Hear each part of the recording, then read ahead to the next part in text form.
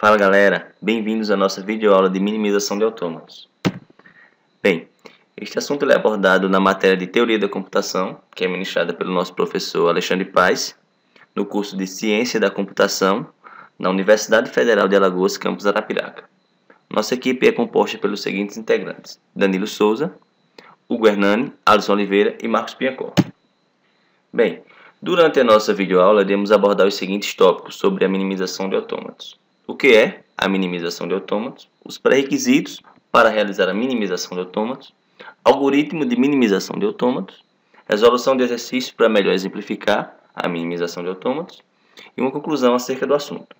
Então vamos lá. Primeiro, o que é a minimização de autômato?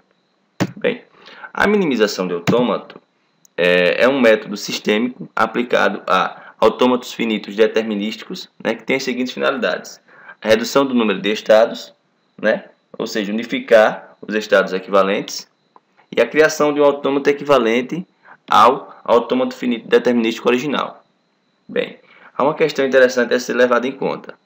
Às vezes a gente pode pensar que ao minimizar um autômato, a gente está diminuindo a questão do processamento, de reconhecimento de uma palavra. Mas não, engano nosso. A minimização de autômato ela serve basicamente para unificar os estados equivalentes. Entendeu? Então vamos lá. Vamos agora para os pré-requisitos para a minimização de autômatos. Para que possamos efetuar a minimização de um autômato, o autômato precisa ser determinístico e os estados devem ser alcançáveis a partir do estado inicial. Caso não se satisfaça alguma dessas premissas, o que devemos fazer? Gerar um autômato finito determinístico, ou seja, se você tem um fn, você tem que transformar esse fn em um fd. E devemos eliminar os estados e transições inacessíveis. Bem, ok? O algoritmo de minimização de autômatos consiste em alguns passos bem definidos. Primeiro, a criação da tabela de estados distinguíveis. Ela nos mostrará quais são os estados distinguíveis e equivalentes. A identificação de estados distinguíveis ocorre por meio de uma relação de aceitação. Ou seja, dado dois estados, A e B, e uma string S, dizemos que A é equivalente a B se somente se A, ao consumir a string S, leva a um estado de aceitação, então B também deve levar a um estado de aceitação ao consumir a string S. O segundo passo é particionar os estados restantes em bloco. Podemos perceber que a relação de aceitação é uma relação de equivalência. Então ela é reflexiva, simétrica e transitiva. Quando aplicamos uma relação de equivalência a um conjunto, podemos dizer que ela separa o conjunto em partições. Em uma das partições ficará os estados equivalentes e em outras partições ficarão os estados distinguíveis. Uma coisa que devemos notar é que não pode haver nenhum estado equivalente em blocos diferentes. Ou seja, todo estado que for equivalente a outro deve estar na mesma partição. O terceiro passo é gerar o autômato mínimo com base nos blocos criados. Veremos isso mais adiante com mais detalhes. Agora vamos à resolução de um exercício sobre minimização de autômatos. Segue o exercício proposto. Na figura ao lado encontra-se a tabela de transições de um AFD. Nossa tarefa é desenhar a tabela de distinções para esse autômato e construir o AFD com o número mínimo de estados equivalentes. Agora vamos mostrar a representação desse autômato baseado na tabela de transições do exercício. Segue o autômato. Agora vamos construir a tabela de equivalência desse autômato. A tabela de equivalência é construída de maneira que todos os estados sejam comparáveis entre si. Agora nós temos que identificar quais estados são distinguíveis e quais são equivalentes. Os estados distinguíveis são aqueles estados que, dado uma string consumida por um estado, ele irá para o estado final. E essa mesma string no outro estado que nós escolhermos, ele não vá para o estado final, sendo um estado de não aceitação. O primeiro passo para fazer essa tabela de distinção seria colocar um X em todos os estados em que o estado final esteja presente. Por que isso? Porque a string que distingue o D dos demais estados é a string vazia. Perceba no exemplo. A função de transição estendida do estado D recebendo a string vazia, ele permanece no estado D, que é um estado de aceitação.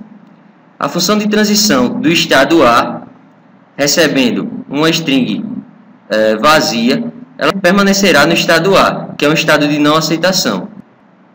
Agora vamos mostrar o segundo passo. O segundo passo consiste em marcar todos os pares de estados restantes que são distinguíveis. Ou seja, você vai pegar cada estado e comparar com o outro. Achar uma string em que um deles vá para o estado final e o outro não. Como exemplo, escolhemos o estado A e o estado B. Achamos uma string em que o estado B vai para o estado final, que é o estado D, sendo o estado de aceitação, e essa mesma string, sendo consumida pelo estado A, irá para um estado de não aceitação, que é B. Vejamos a animação.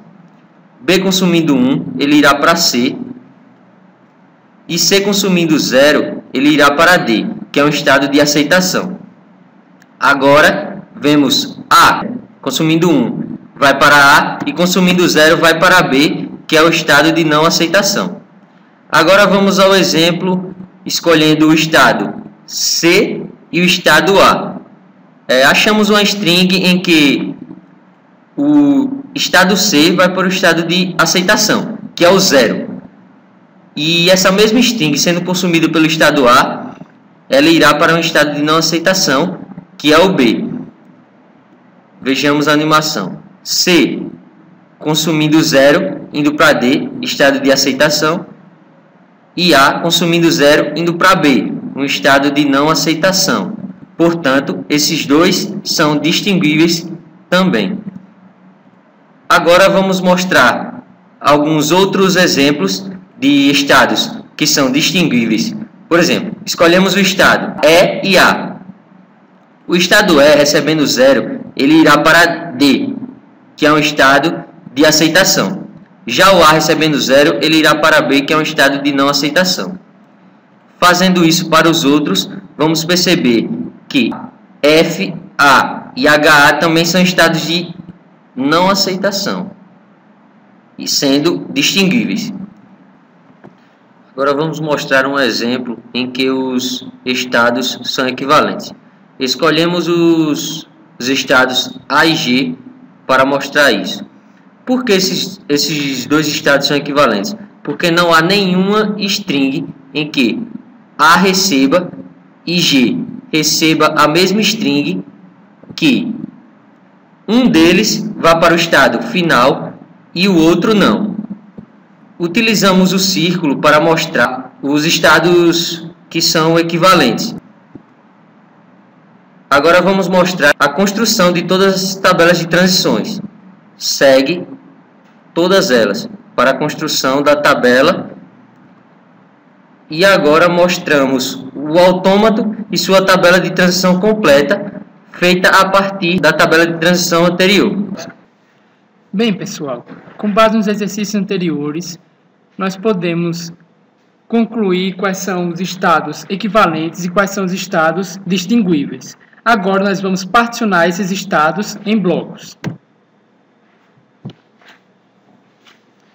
Para particionar esses estados em blocos, precisamos seguir alguns passos.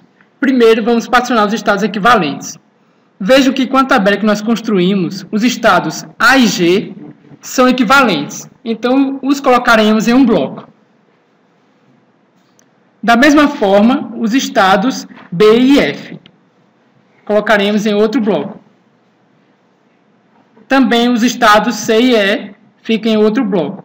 Já o estado H, percebam que ele, em todas as transições que ele fez com todos os estados, ele foi indistinguível. Então, colocamos apenas o estado H em um bloco separado. O mesmo para o bloco D.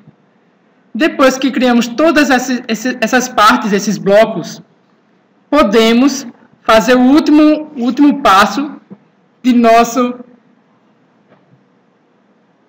o último passo desse algoritmo, que é a representação gráfica do autômato finito determinístico mínimo.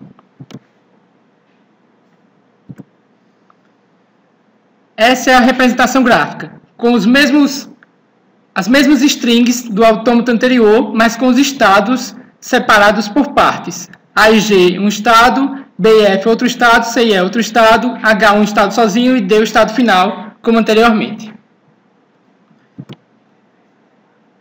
Bem, pessoal, essa foi a apresentação da nossa equipe, turma do 5º período, Teoria da Computação, professor Alexandre Paes. Até mais, galera. Valeu!